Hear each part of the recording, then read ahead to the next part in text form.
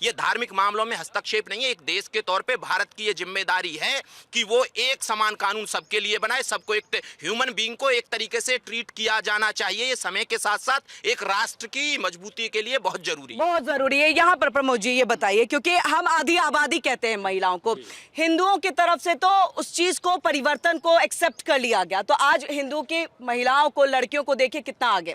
ऐसे में याचिका जरूर डाली जाती है, 3 तलाक जो है उसको यहाँ पर बैन कर दिया जाता है कि नहीं हो सकता, फिर भी मामले सामने आ रहे हैं। अब ऐसे में ये कि मुस्लिम पर्सनल लॉ बोर्ड या मुस्लिम समुदाय, मुस्लिम संगठन इस बात को तो मानने को तैयार नहीं रहेंगे कि आप इसको खत्म कर दीजिए, वरना तो उनका वर्चस्व खत्म हो जाएगा।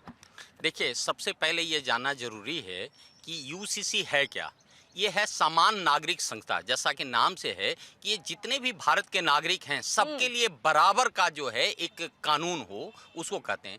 अब आप खुद सोचिए कि कोई कोर्ट में जा रहा है, अब उसका एक ही चीज के लिए, जैसे अब शादी के लिए है तो शादी के लिए अब हिंदू के लिए अलग जज हो रहा है, उसके लिए अलग कानून बन रहा है, मुस्लिम के लिए अलग जज बन रहा है, अलग कानून हो रहा है, क्रिश्चियन के लिए अलग जज है, अलग कानून है, पारसी के लिए अलग जज है, अलग कानून है। तो इस तरह का विविधता जो है भारत के संविधान के टोटली विपरीत है। आप भारत का संविधान का जो जिस देखिएगा, जो मेन है मौलिक अधिकार, वो भारत का संविधान का जो अनुच्छेद 14 और 15 है, वो कहता है समानता का अधिकार है, everyone is equal before law. दूसरा कह रहा है कि जो संविधान में भारत के जो नागरिक हैं, वो चाहे वो जाति के हो, धर्म के नाम पे हो, लिंग के आधार पे हो, सब बराबर है। कानून सबको बराबर देता है। ये नहीं है कि कोई एक भिखमंगा आ जाएगा या गरीब आ जाएगा तो उसके लिए अलग कानून हो जाएगा और एक अमीर आ जाएगा तो उसके लिए अलग कानून होगा। तो ये जो है यूसीसी उसी को जोड़ता, और यही वजह है कि इस पर काफी डिबेट हुआ था। अब भारत के संविधान में जो 44 ये है अनुच्छेद है, उसमें ये वर्णन क्या हुआ था, लेकिन चूंकि आज़ादी के समय का हालात थोड़ा विपरीत था, क्योंकि उसमें हिंदू मुस्लिम का बंटवारा हुआ था देश का। मुस्लिम लोग जो है कुछ है और कुछ जो एक विशेष जो पार्टियां थी उस समय, उसमें कुछ विशेष लोग थे, वो अपनी पर्सनल कह सकते हैं इंटरेस्ट करने के लिए वो बोले कि जी अभी हम नहीं लाएंगे। अदरवाइज आप देखिए भारत का संविधान में आर्टिकल 44 में ये दिया हुआ है कि यूसीसी समान नागरिक संस्था है। क्योंकि जब तक आप समान नागरिक संस्था नहीं लागू करते हैं तब तक आर्टिकल 14 और 15 का कोई मतलब नहीं रहता। अब ये देखिए कि यदि है, आप इसको किसी को कोई दिक्कत नहीं होना चाहिए। किसी धर्म का जो आज कह रहे हैं कई लोग, जो अनपढ़ लोग हैं या समझ लीजिए कि जो समझदार लोग हैं, वो चाहे मुस्लिम में भी है वो विरोध नहीं करेगा या किसी भी धर्म में, क्योंकि वो जो देश हित की बात करेगा। वो कौन है सर जो सड़कों पर उतर आते हैं नारसी को लेकर के, यूसीसी को लेकर के, फिर वो लोग कौन है? और बड़ी देखिए उसमें दो तरह के लोग हैं। एक तो है अनपढ़ हैं, उनको कोई ज्ञान से कोई मतलब नहीं है। दूसरा जो पढ़े लिखे हुए जाहिल हैं, वो केवल वो चाहते हैं कि हम विद्वेष फैला करके अपनी रोटी सेंकते रहें, उनको समाज से कोई मतलब नहीं है। और एक चीज और बताऊं, वो जो समाज को आप देखिए केवल भारत में जो है विभिन्नता पैदा नहीं कर रहा है, पूरे विश्व में जिस जिस कंट्री में गया है, आज देखिए ना पूरे विश्व में जो युद्ध हो रहा है, ईरान का हो रहा है या अलग का है, वो अपने ही देश में कर रहे हैं क्योंकि इनकी फितरत में है। यदि इनकी पैदाइश यदि देखेगा 1400 साल पहले हुआ था, तो अपने ये जो अहमद थे उनको मारे गए थे, इनके जितने भी पैगंबर हुए थे उनको मारा गया है। तो आप ये देखिए इनकी डीएनए में है, इनके जीन में है कि ये बिना काटे पीटे नहीं कोई मिलेगा तो अपने लोगों को काटना, अपनी बीवी को काटना शुरू कर देगा, अपने बच्चे को काटना शुरू कर देगा, अपने समाज को काटना, सिया सुन्नी में लड़ना शुरू कर देगा। और यही हो रहा है आपके वक्त में, यही हो रहा है वीरेंद्र शर्मा जी। मतलब बात यहाँ पर जब इन्होंने पूरी दुनिया की तो उसी का हम जिक्र यहाँ पर कर लेते हैं। दुनिया में कई जगह हम देखते हैं बुर्का अलाउड नहीं है, मतलब ईरान को छोड़ दीजिए, अफगानिस्तान को आप छोड़ दीजिए, इसके अलावे बहुत जगह पे है आपको बैन है, आप बुर्का नहीं पहन सकते हैं इस्लामिक कंट्रीज में। इसके अलावे भी आपका शरीयत से चीजें नहीं चलती है वहां पर कानून जो है देश का उसके हिसाब से। फिर भारत में ये स्थिति क्यों है? और अगर इसको बदलने की बात हो रही है और खुद याचिकाकर्ता मुस्लिम समुदाय से आते हैं, कुछ महिलाएं जो है वो बार बार कहती है हमारे साथ 3 तलाक ले लिया गया, हमें इस हालात में छोड़ दिया गया। मतलब ये स्थिति जब पैदा होती है तो नहीं लग रहा है कि जो समझदार है, जो पढ़े लिखे, जिसका जिक्र लगातार ये भी कर रहे थे और यहाँ पर प्रमोद जी भी कर रहे हैं, उनको सामने आना चाहिए अपने ही समुदाय के लोगों को समझाने के लिए?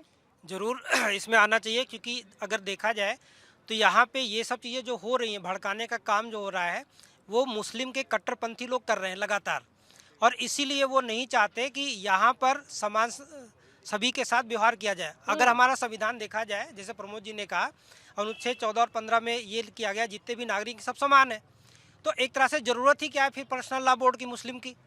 यहाँ पर देखा जाए जब हिंदू, मुस्लिम, सिख, ईसाई सब आपस में भाई भाई हैं, ये शुरू से कहा जा रहा है, तो अलग से ला जब इनके लिए अलग से है तो ये खुद ही मानने को तैयार नहीं है कि हम इंडिया के हैं, यहाँ के होने वाले हैं, हम भारतवर्ष के कानून को मानते हैं। ये तो यहाँ के जो मुस्लिम के जो भी पढ़े लिखे वर्ग हैं या जो अपने आप को मानते हैं या इस्लाम को सही से मानते हैं, उनको खुद ही आगे आना चाहिए कि यहाँ हम भारतीय हैं। अगर ये सिद्ध करना चाहिए कि हम भारतीय हैं तो फिर यूसीसी का बहुत ज़्यादा सपोर्ट करना चाहिए।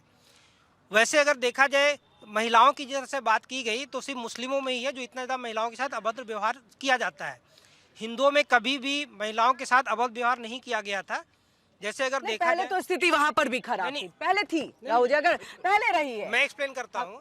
देखिए, पहले देख लीजिए, हमारे यहाँ शुरू से अगर आप कभी सनातन धर्म से शुरू से आए तो महिलाओं के बिना कोई साथ में बैठ के पूजा तक नहीं कर सकता था। ये तो बीच में जब मुस्लिम के आक्रमण हुए और चीज़ें बहुत ज़्यादा भ्रांतियाँ फैली, हमारे यहाँ अगर देखें संस्कृत में भी लिखा गया है, सुधीरा जना यत्र युद्ध वीरा शरीर अर्पणे ना पिरच्छन देशम और स्वजा मानो रुक्ता सुशील स्नार्या प्रियम भारतम तत् सदा श्लाघनीयम। तो यहाँ पर क्या है कि अब मतलब भी बता दीजिए। हाँ। बहुत दर्शकों को समझ में नहीं आई होंगी चीजें। इसका मतलब ये है कि हमारे यहाँ के जितने भी लोग हैं वो अगर जरूरत पड़े तो अपना प्राण भी न्यौछावर कर सकते हैं अपने देश की रक्षा के लिए। एक एक बंदा, ऐसा नहीं सिर्फ सैनिक ही हो। नहीं, देश की रक्षा के लिए तो ठीक है, महिलाओं की रक्षा के लिए, महिलाओं को सम्मान देने के लिए क्या है? उसी का बता रहा हूँ। हाँ। ठीक है, स्वजा मानो रुक्ता सुशील स्नार्या प्रियम भारतम तत् सदा श्लाघनीयम। इसमें ये बताया गया कि जो महिलाएं हैं वो पूरी तरीके से स्वतंत्र हैं। ठीक है ना, कैसा व्यवहार करना है, क्या करना है, किसके साथ में उठना बैठना है, कैसा खाना पीना है, ये सब चीज़ों के लिए वो पूरी तरह से यहाँ स्वतंत्र रही हैं और उनका हर जगह सम्मान रहा है। ये तो बीच में आया था कि हाँ चलो एक से ज़्यादा शादी कर ले, मान लिया मैरिज भी ज़्यादा होती थी तो ऐसा नहीं कि किसी के साथ में इस तरह दुर्व्यवहार होता था जैसे मुस्लिम महिलाओं के साथ होता है। तो हिंदुओं में ऐसा कभी भी नहीं रहा है। दूसरा मेन ये है कि मुस्लिम पर्सनल लॉ बोर्ड खत्म होना चाहिए। तो जाहिर से वैसे जरूरत ही क्या है इसकी? ये तो जब देश आजाद हुआ, जब संविधान बना उसी समय इसको खत्म कर देना चाहिए। बिल्कुल। हाँ अजय जी, मुझे बताइएगा जरूरत क्या है शरीयत की? देखिए, आपको बता दें कि सबसे बड़ी बात आता है मुस्लिम समाज से भी इसके लिए आवाज़ उठी। साहिबानों का केस का जब मामला आया, साहिबानों मुकदमा जीत गई। उस समय पार्लियामेंट के अंदर बहस हुई, राजीव गांधी ने समर्थन किया कि ठीक है जो भी सुप्रीम कोर्ट का आदेश आया मान्य होगा। ये उन्होंने पार्लियामेंट में बोला, टोटल कांग्रेस सांसद ने बोला। उस समय मिनिस्टर थे आरिफ मोहम्मद खान, उन्होंने भी समर्थन किया। दूसरे दिन आधी रात को राजीव गांधी पलट गए, कांग्रेस के तमाम लीडर पलट गए, चूंकि वो एकदम से मुस्लिम लॉबी ने दबाव बनाया और आरिफ मोहम्मद खान शहीद हो गया। मंत्री पद से उसको इस्तीफा देना पड़ा। इसके पहले सुन लीजिए, जाकिर हुसैन ने मतलब कि कांग्रेस नहीं चाहती थी? कांग्रेस चाहती थी। पार्लियामेंट में कहा, रात को जब दबाव पड़ा तो राजीव गांधी पलट गए, बोले इसमें कानून बनाएंगे, सुप्रीम कोर्ट का आदेश पलट दिया गया। तो आपको बता रहे हैं मुस्लिम उसमें जब भी सुधार का हुआ है तो सरकारों ने अधिकतर आपको बतलाना है कि मुस्लिम उसका फेवर किया और शरीयत को लागू कराने पे सरकारों का बहुत योगदान रहा, खासतौर से कांग्रेस का और जनता दल का, भाजपा का इसमें योगदान है। दूसरी आपको बता, जाकिर हुसैन, ऑनरेबल जाकिर हुसैन देश के राष्ट्रपति थे। उन्होंने एक यूनिवर्सिटी में कहा कि वास्तव में महिलाओं की स्थिति खराब है और इस पर कुछ होना चाहिए, मैं इस पर विचार करूंगा, मैं सांसदों से कहूँगा। कुछ ही दिन बाद वो एक्सपायर हो गए। उनका फखरुद्दीन अली अहमद ने कहा, मैडम से कहा कि साइन मैं नहीं करना चाहता हूँ 25 जून 1975 के इमरजेंसी में। उन्होंने थोड़ा डिले किया मगर मैडम से उनकी हिम्मत नहीं हुई। उसमें एक सीनियर IAS गई जिन्होंने खास तौर से ये एक्ट लाए हैं, RTI के लाने में सबसे बड़ा योगदान उनका है IAS का। उन्होंने रिजाइन कर दिया और उस समय भी बात हुई तो उनका पता। फखरुद्दीन अली अहमद कुछ दिनों बाद रहस्यमय परिस्थितियों में मर गए, जाकिर हुसैन का। दूसरी आपको हिंदुस्तान के इतिहास में अभी तक पार्लियामेंट में जो सबसे ज़्यादा देर तक बोले हैं वो व्यक्ति हैं, उनको भी यही हुआ, करीम अली छागला। उन्होंने शिक्षा मंत्री थे, उन्होंने कहा मुस्लिम महिलाओं के लिए होना चाहिए, पार्लियामेंट में बोला और करीम अली छागला को शिक्षा मंत्री पद से हटा दिया गया। सबसे अधिक सबसे अच्छा वो बोले। आपको इसके अलावा बता रहे हैं राजनीति मतलब आप पूरी फहरिस्त। इसके लिए आपको बता रहे रजिया सुल्तान ने सबसे पहले किया था। रजिया सुल्तान जब किया तो रजिया सुल्तान का बच्चा हुआ, बोले उसका वोट मोटा है, बाल घुंघराले, पूरी रजिया सुल्तान की सल्तनत पलट दी गई। अफगानिस्तान से लेकर ब्रह्मा तक उसका शासन था। सिर्फ इतनी सी बात उसने समान उसके लिए कह दी।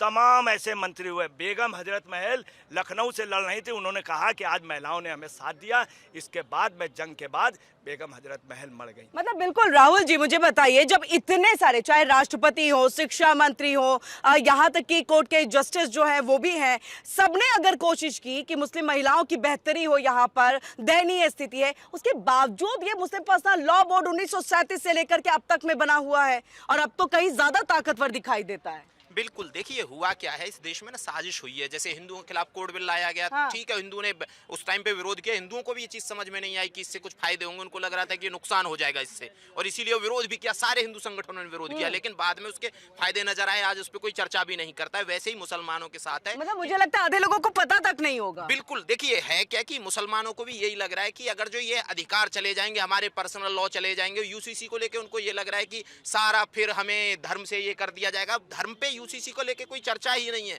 भाई। आप जैसी आपकी पूजा पद्धति है उससे अपने धर्म को मानिए, अपने मजहब को मानिए, आप रोज नमाज पढ़िए, लेकिन किसी महिला का क्या अधिकार होगा, गोद लेने के क्या अधिकार होंगे, संपत्ति में क्या अधिकार होगा महिला का, ये सारी चीजें हैं। शादी विवाह आपको रजिस्ट्रेशन कराना होगा। अब तो करवा रहे हैं ना, जैसे ही वैसे तो ये रजिस्ट्रेशन के लिए मना करते हैं, लेकिन जैसे ही SIR आया, सबसे ज्यादा बंगाल में मुस्लिमों ने रजिस्ट्रेशन कराए शादी के। लगातार पुराने 20-20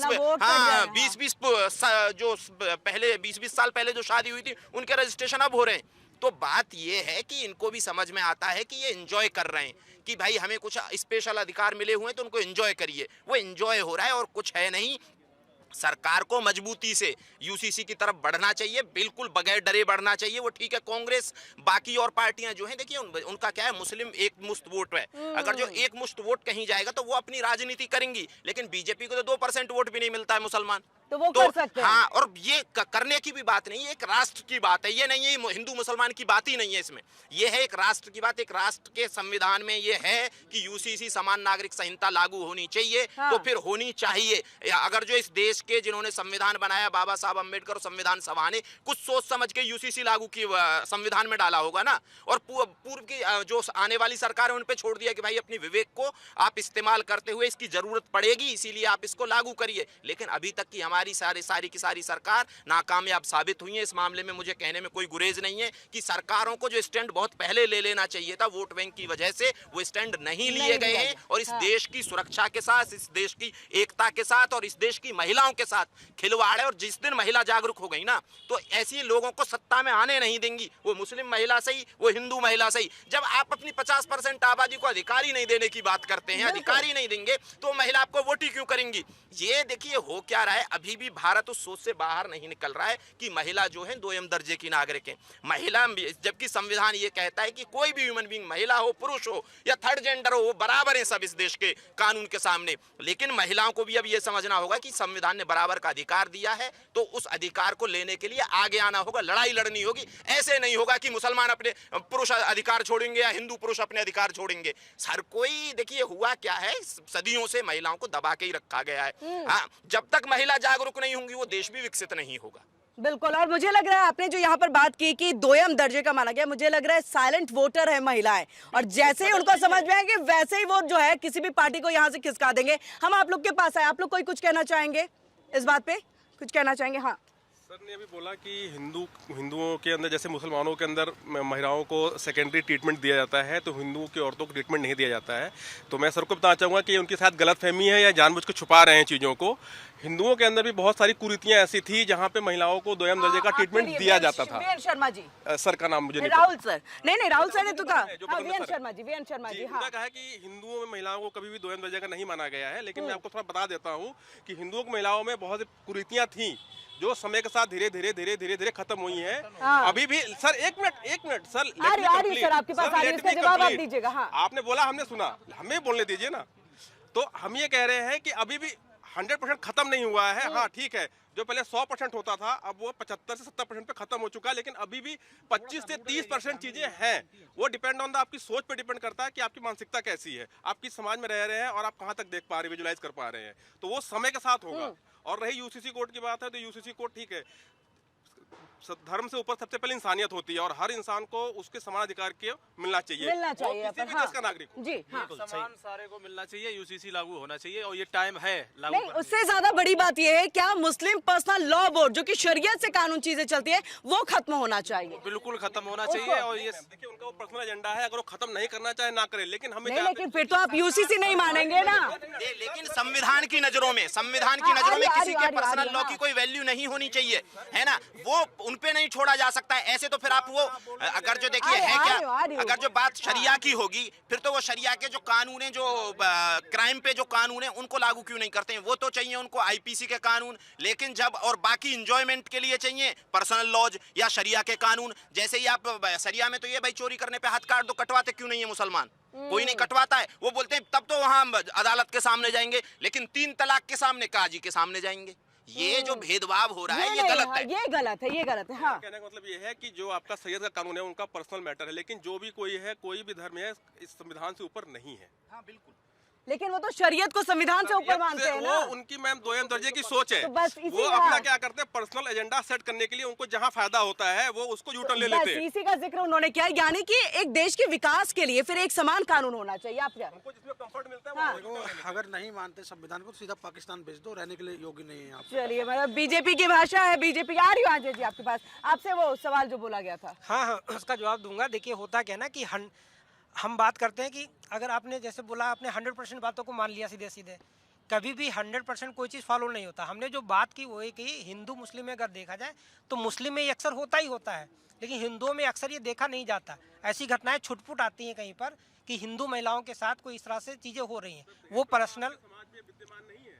दहेज प्रथा के नाम पे कितनी महिलाओं को जला नहीं दिया गया है। नहीं बिल्कुल है तो है, मतलब देखिए हिंदू हो चाहे मुस्लिम हो, आप देखिए ना, दहेज हाँ, प्रथा हाँ। के नाम पे कितनी महिलाओं को जला दिया जाता है। आए दिन देखिए ये होता है, लेकिन इसमें लगातार घटनाएं कम होती आ रही हैं धीरे धीरे। लोग भी जागरूक हुए हैं। होल्ड कर देते हैं, बोलते हैं कि 8वीं के पास तो पढ़ने नहीं जाएगी। हाँ। आप ऐसे कैसे बात कर रहे हैं सर? बोलते हैं कि जी नहीं जी, लड़की है, क्या करेगी, ज्यादा पढ़ करके ज्यादा पढ़ लेगी तो उसके लिए पढ़ा लिखा लड़का चाहिए, ज्यादा दहेज देना पड़ेगा। ये सब कुरीतियां आपका समाज में नहीं है। कुरीतियां हैं, लेकिन उनका कहने का मतलब ये है कि जो परिवर्तन है, या फिर जैसे सती प्रथा को खत्म किया गया, बाल विवाह को खत्म किया गया, अब ये भी चीजें धीरे धीरे, अब इसके लिए कोई भी हिंदू संगठन जो है वो आवाज नहीं ये उठाते। चीज एक समाज की कुरीति। मैंने जो बात किया था वो इस पे बात किया था कि ला हमारा हिंदू में हाँ। क्या चीज है, मुस्लिमों में क्या है, क्योंकि बात हो रही मुस्लिम पर्सनल लॉ बोर्ड की। हाँ, उसी रेशियो पे बात हो रही है जी। उसी पे बात किया। ये हाँ। जो समाज की कुरीतियां हैं वो तो हिंदू मुस्लिम अलग, वो हम सबका काम है मिल करके, खाली सरकार नहीं दूर कर पाएगी, हम सब मिलके सोच तो वाकई, सोच तो हमें ही बदलनी है ना, सोच तो हमें ही बदलनी है। जय जी हाँ। देखिए आपको जी। बता दें कि हाँ। इसके लिए सर सैयद साहब ने भी कोशिश की थी, जो अलीगढ़ यूनिवर्सिटी बनवा रहे थे। उन्होंने जब किया तो उनको बहुत शरीयत के लिए। हाँ। मतलब शरीयत के साथ महिलाओं को अधिकार मिले, तो उनको इतना बुरा सबक मिला कि उन्होंने फिर जेंट्स के लिए किया। एक सांसद थी नूर बानो, मुरादाबाद की, बहुत अच्छी सांसद थी, सभी लोग उनका सम्मान करते। दूसरा कांग्रेस की एक नेता थी मोइसरा किदवई, निश्चित तौर पे यूपी की चीफ मिनिस्टर बनती। अटल बिहारी वाजपेयी विपक्ष के लीडर ने कहा था कि ऐसी योग महिला बने। उनकी सिर्फ एक गलती थी कि उन्होंने कह दिया कि शरीयत से बड़ा नुकसान हो रहा है, मुस्लिम महिलाओं के लिए कुछ सोचे। वो नूर बानो को रामपुर की जनता ने बिल्कुल किनारे कर दिया। वहाँ से किसको ले जाए? आजम खां को, क्योंकि आजम खान ने उनकी इसी बात को पकड़ लिया। तो दूसरी आपको बता रहे हैं कि सबसे बड़ी बात आ रही, जो ये बिल पास हुआ है इसमें भी कई खामियां आई। जैसे उत्तराखंड में लागू हुआ, उत्तराखंड में क्या हुआ कि लोगों ने रजिस्ट्रेशन कराया, तो उत्तराखंड के बच्चों के लिए उनके माँ बाप को बड़ी खुशी हुई, चलो उन लोगों ने रजिस्ट्रेशन करा लिया, जैसे भी शादी कर ली, ठीक। अब उसमें एक और बड़ी खामी आ रही है जिसपे विचार होना चाहिए, लिव इन रिलेशनशिप वालों का भी रजिस्ट्रेशन हो रहा। सबसे ज्यादा लिव इन तो ये खामी है रिलेशनशिप, कि ये तो अच्छी बात है ना, ये तो अच्छी बात है। क्या आ रही है उसमें खामी आ रही है कि बच्चा कह रहा है मम्मी पापा से, अब मैंने वहाँ की वो ले ली है नागरिकता, वहाँ का मैंने आधार कार्ड बना लिया, मेरी शादी की बात ना करना। चलिए ये भी चलेगा, मगर लिव इन रिलेशनशिप में दो लोग डेवलप हो रहे हैं, समाज नहीं डेवलप हो रहा, परिवार नहीं डेवलप होना। इसमें ये भी अमेंडमेंट होना चाहिए कि उनके इंश्योरेंस हो, मेडिकल की, कई जिम्मेदारियां दोनों के बीच में होनी चाहिए, ताकि आगे चल के कोई मकान ले सके या कोई मकान में आपस में आधा आधा बंटवारा हो जाए। ये बहुत जरूरी है। इसका मिसयूज हो रहा है लिव इन रिलेशनशिप वाला, इस पे भी ध्यान देना होगा। बिल्कुल, कई पॉइंट है जिस पे ध्यान देने की जरूरत है। प्रमोद सर बताइएगा, क्योंकि राहुल जी ने जो है वो विवेक की बात की कि जब संविधान बना तो विवेक से यूसीसी को जो है कहा गया था कि जब जरूरत पड़ेगी आप इसको लागू करिएगा। इसी विवेक की बात सूर्यकांत जी ने, यानी कि सीजीआई सूर्यकांत जी ने भी कही है कि विवेक से हमें काम लेना चाहिए, जल्दबाजी में जो है कोई भी फैसला हम यहाँ ना। विवेक कब आएगा सर? ये तो पूरे फहरिस्त गिना रहे हैं यहाँ पर कि ना जाने कितने राष्ट्रपतियों ने, ना जाने कितने जस्टिस ने, ना जाने कितने लोगों ने इस चीज को, शरीयत को गलत बताया, लेकिन उसके बावजूद विवेकपूर्ण तौर पर काम नहीं हो पाया। कब होगा और कौन करेगा?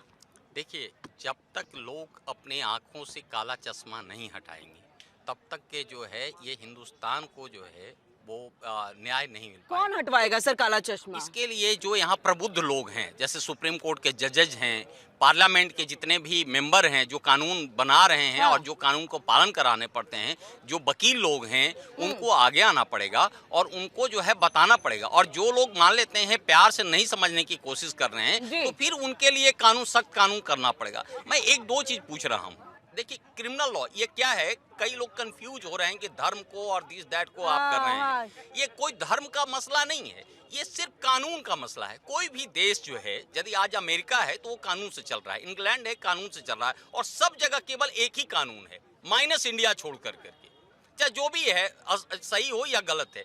भारत में दो कानून है। यदि यही मुस्लिम लोग या पारसी लोग या ईसाई लोग क्रिमिनल लॉ को सेम मान रहे हैं कि नहीं? सबके लिए बीएनएस है, बीएनएस है, सबके लिए समान है, लेकिन सिविल कोड के लिए क्यों कर रहे हैं? ये क्या है? ये सिविल कोड के लिए, और स्पेशली सिविल कोर्ट में आज न्यायालयों में सबसे ज्यादा केसेस जो है मैट्रिमोनियल केसेस है, कोई उत्तराधिकारी का है, प्रॉपर्टी का केसेस है, जितने कोर्ट बना हुआ है पूरे इंडिया के अंदर में। आज इसके कारण जो है ठीक से उनको न्याय नहीं मिल पा रहा है।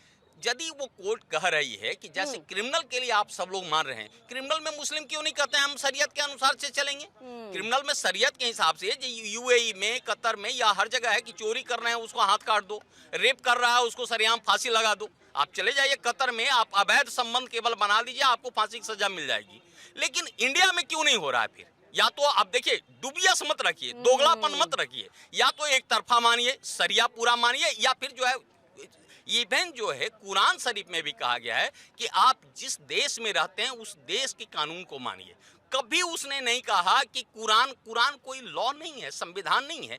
एक तरफ आप कहते हैं हम संविधान को मानेंगे, दूसरी तरफ जहां कहते हैं हम शरिया को मानेंगे, तो वहां उसी तरह से है जैसे मीठा मीठा गप गप और कड़वा कड़वा थू थू। जो उनके पसंद का चीज है तो वो तो हम मान लेंगे संविधान के हिसाब, पसंद नहीं है। आज हम पूछते हैं कि जो गरीब सारे आवास ले रहे हैं कि नहीं, सारे राशन ले रहे हैं कि नहीं, गरीब का फायदा हो रहा है कि नहीं, तो उसमें तो शरिया आप नहीं देख रहे हैं कि हमको भीख नहीं मांग रहे हैं, आप जो ये ले रहे हैं तो वो धर्म के विरुद्ध में है। लेकिन आप वो कर रहे हैं, हज करने जा रहे हैं, हज में साफ लिखा हुआ है कि आप किसी के मेहनत के पैसे से आप जो है हज करने जाइए, किसी के खैरात के पैसे से मत जाइए। वो बिल्कुल अधर्म है, बिल्कुल उनके है, आप उसको नहीं पालन कर रहे हैं क्योंकि वो दे रहा संविधान, वो कर रहे हैं। तो सवाल ये है यहाँ सबसे बड़ी चीज कि अपने फायदे के लिए दोगले वाली नीति को हटाना होगा और संविधान को आपको अपनाना होगा। संविधान में साफ कहा है वो 44 में, और यही वजह है कि माननीय सुप्रीम कोर्ट ने जो है बारंबार ये कह रहा है कि अब वक्त आ गया है, क्योंकि उस समय की परिस्थितियां अलग थी, आजादी के समय का, आज की परिस्थितियां अलग है। लेकिन कुछ लोग अपना केवल फायदा लेने के लिए, चुनावी फायदा कर लीजिए, वोट बैंक की फायदा कर लीजिए, अपना पर्सनल जो है करने के लिए उसको गुमराह करके धर्म करें। देखिए, धर्म जो है, भारत का जो संविधान है जो कह रहे हैं 25 से लेकर के 30 तक का जो है एक धर्म का जो है प्रोटेक्शन करता है, उसमें केवल जो है धर्म का विधि का है।